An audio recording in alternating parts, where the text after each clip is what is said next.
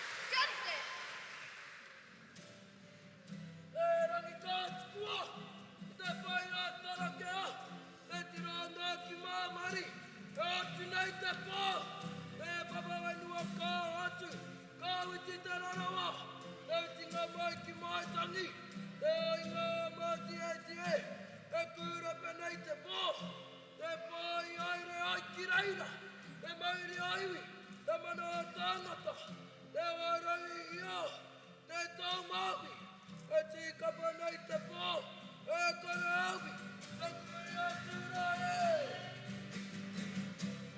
Te rangi ka tuku wā,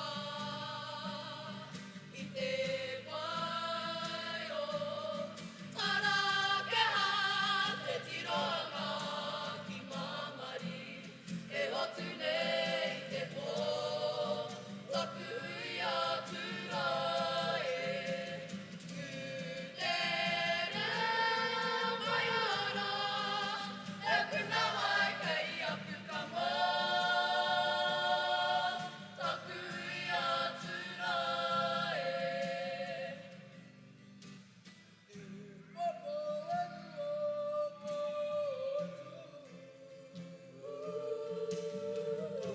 e te rarawa, e tinga mai ki mai tangi. Te ahinga amati e tie, e kure penei te pō, taku ia tura e. Kutere mai ara, e puna mai kei aku ka mō, taku ia tura e.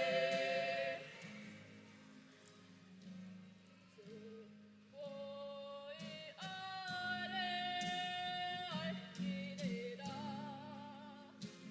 te puri o iwi, te mana tangata, te warai o, te tamawi, e tika panei te pō, taku ia tura e. Tere mai ara, e puna mai kei aku ka mō, taku ia tura e. Tere mai ara, e puna mai kei aku ka mō,